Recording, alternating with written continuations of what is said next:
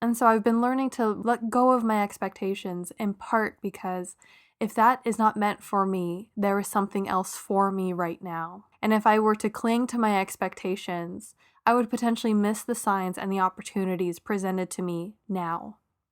Hi and welcome back. For this video, it's going to be a bit different from the other ones. A few months ago, I started recording episodes for a podcast that I've been working on. As of yet, it has not officially been released. And because of the different projects that I'm working on, unfortunately, it is something that I found it wasn't as high of a priority. And so I haven't released these episodes that I've created.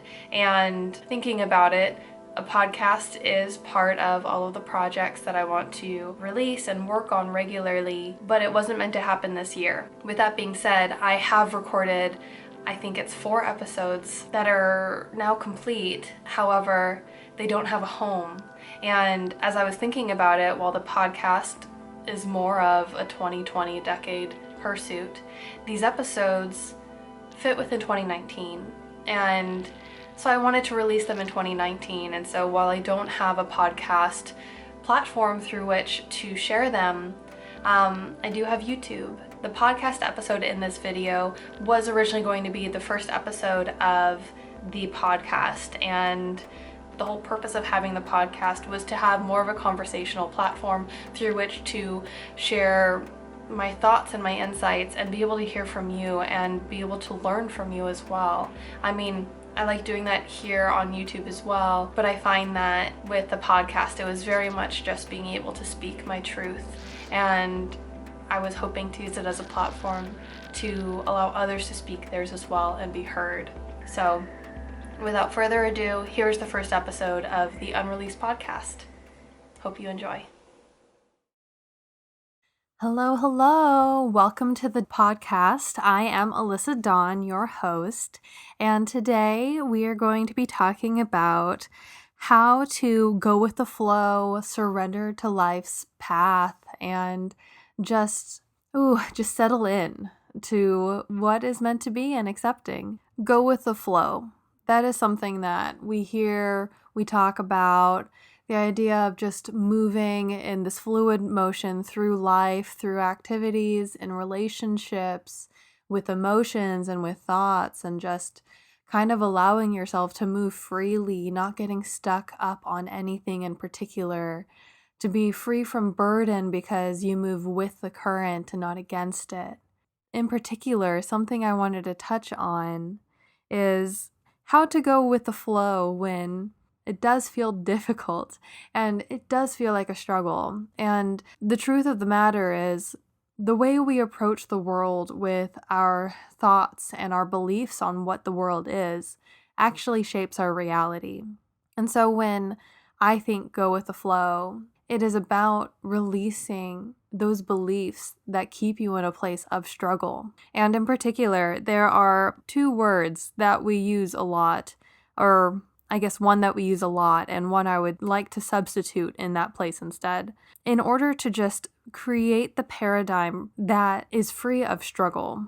And it's more about surrender and acceptance and allowing and being able to approach life not in this constant mill that we have to continue producing in order to receive things, but instead being able to sit back and allowing life to come to you as if on a conveyor belt, and all you must do is receive.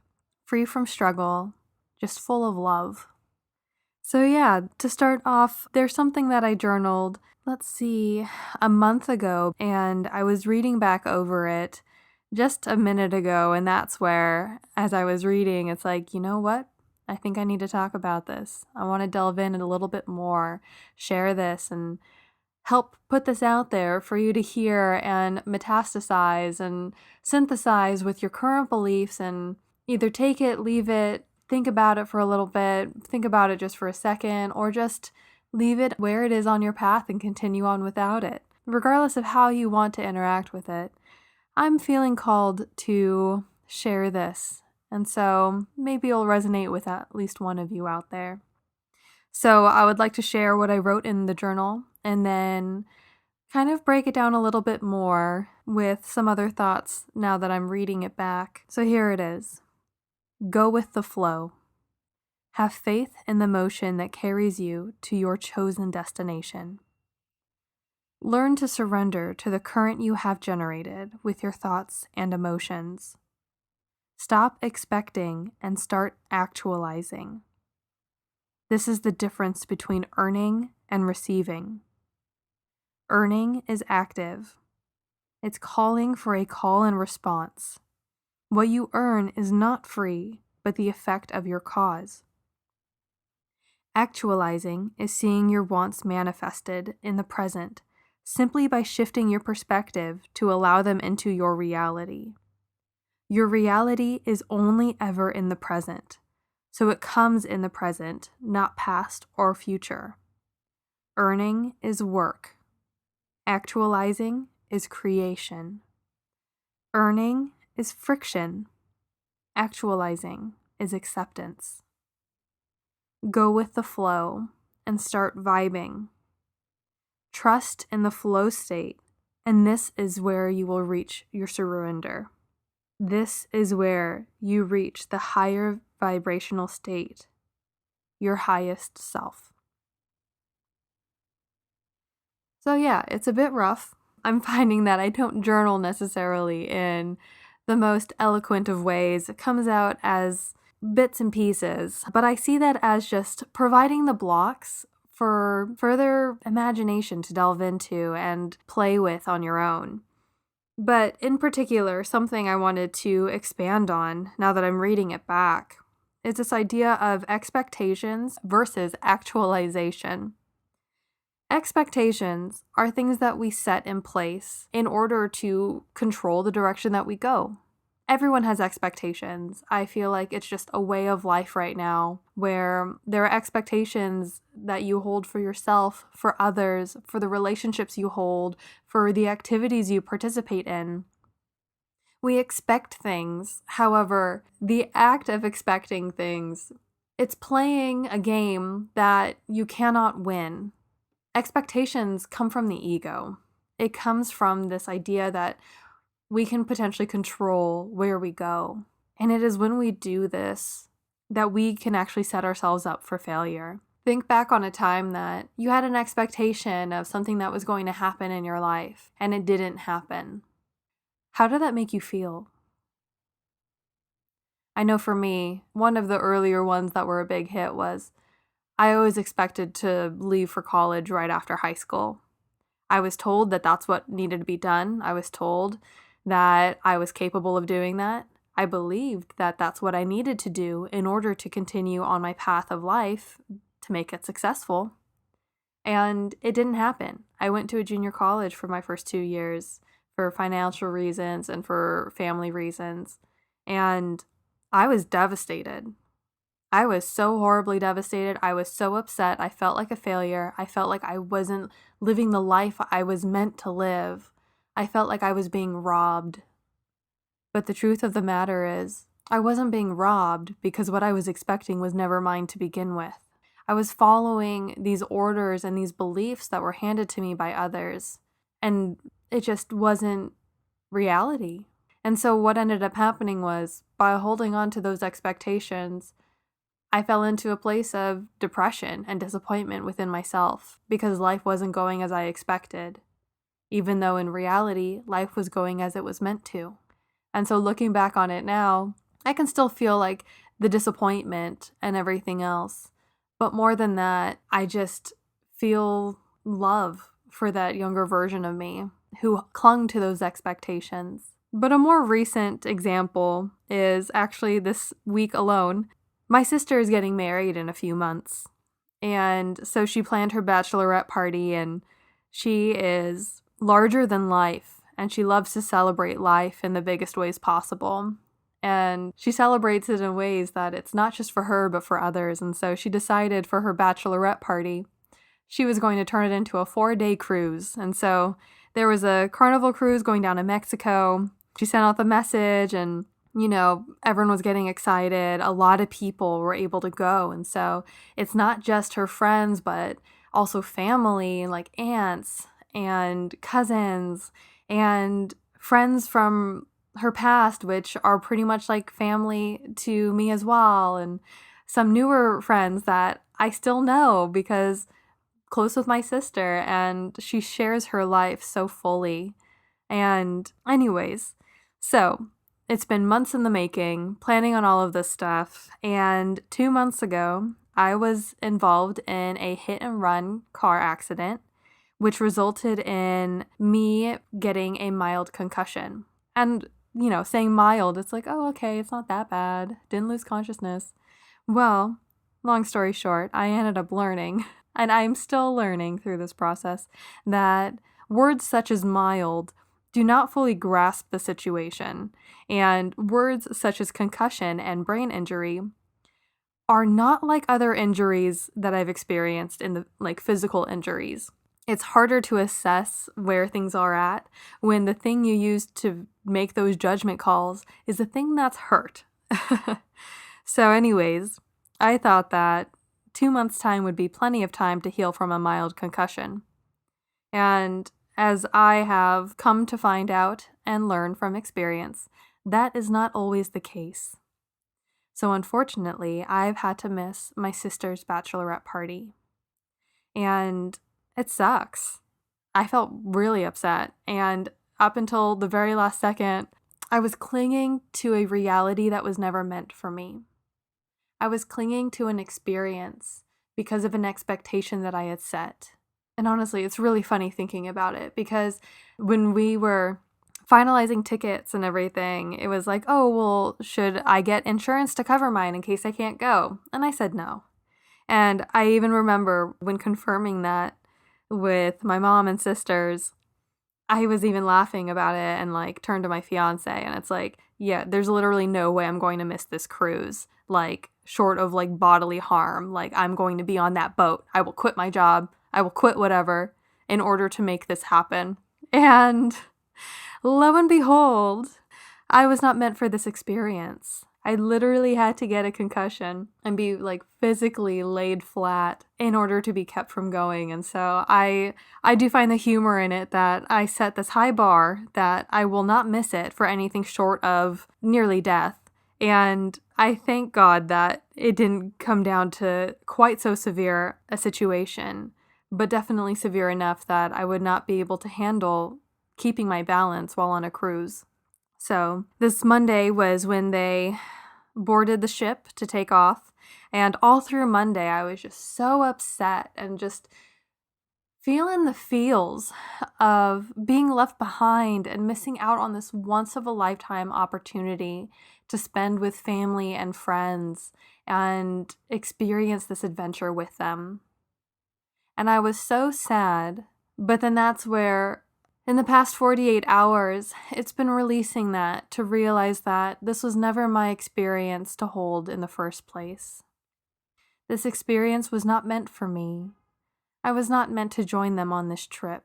And that's not a bad thing. And so I've been learning to let go of my expectations, in part because if that is not meant for me, there is something else for me right now. And if I were to cling to my expectations, I would potentially miss the signs and the opportunities presented to me now.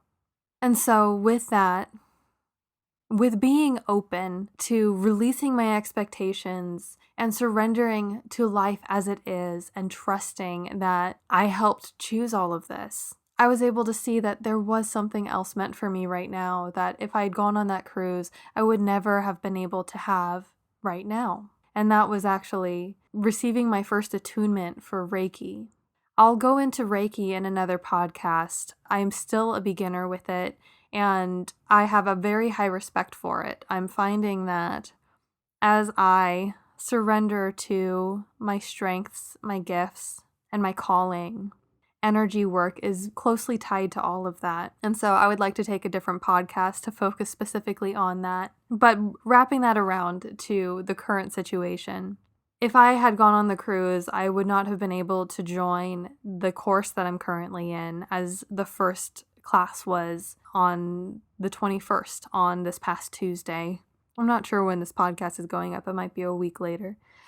But yeah, so instead of focusing on the disappointment that I missed out on this cruise, I've been focusing on the blessing it is that I was able to step into this next role to enrich my life and to continue this path that's tied to a calling that it hasn't been fully defined, but I have full confidence that it is already, and I'm just helping unfold it. So along those lines, expectations. When we hold expectations, we set ourselves up for failure. We set ourselves up for disappointment. And when we hold on to our expectations, when reality has already come and gone, showing that that is not what's meant to be, it holds us from seeing the opportunities that are. Sometimes we need to have a quiet confidence that things will not always go the way that we think they will. But that doesn't mean that it's not happening with our permission and with our purpose. Expectations also set us up for not just disappointment, but a narrowed view on the playing field in front of us. When we set an expectation, we narrow our scope of what is possible. We say what we will accept and what we won't. And in life, it is about surrendering to what is, to allow things to happen as they are meant to. And that is where actualization comes in. Expectations is about narrowing the field and saying what it is from the board that we want to take. Actualization is being able to remain open, surrender to the full field in front of you. I'm sorry, I keep switching analogies, but anyways, actualization is where you surrender to life and allow what is meant for you to come forward. It is aligning yourself with what is meant to be. And this is a lot different from setting expectations, because that is very much about control, where actualization is about surrender. To actualize is, as I shared, it's when you manifest in the present. And manifesting and creation does not happen from a place of a firm hold on what you will accept and what you won't. It's about focusing on the values and the beliefs that are intrinsically tied to who you are, what your soul calls you to be, and allowing that to unfold as it is meant to. It is choosing to spend your energy in alignment as opposed to picking and choosing what you say you will accept. Actualization requires having confidence and faith in yourself. We were not just thrown here. We are not pieces that had no say in any of this. Talking about destiny and fate can take up multiple podcasts, and it can easily be debated however you want to approach it. But however you want to look at it, your soul is energy, and energy is neither created nor destroyed. So before you entered into this human experience, you already were. And so with that, and with that quiet knowledge that you were in existence before this life, you were made in God's image as the creator. Why wouldn't it be that you have helped to create the life in front of you? You helped to create the blueprint that you are now living in this experience. And I know for me, it took me a while to be able to accept that. Because it's like, who am I to say who I am? Am I really worthy of doing all of that? And that's where it's like, it does come down to your self-worth and trust and self-confidence in order to grasp onto what is meant to be and fully embrace yourself for the magnanimous being that you are. You are meant for so much greatness. So when you set expectations, you limit yourself and you limit the field that you're playing on. If you can take a step back and be able to release that hold on what you will and will not accept, you'll find that what is meant for you will step forward.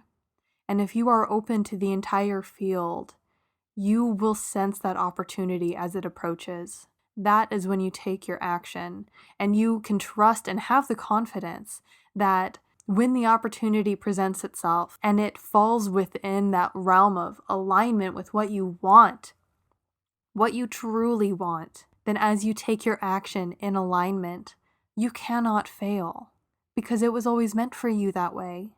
Another thing that was talked about in this was not just expectations, but the idea of earning.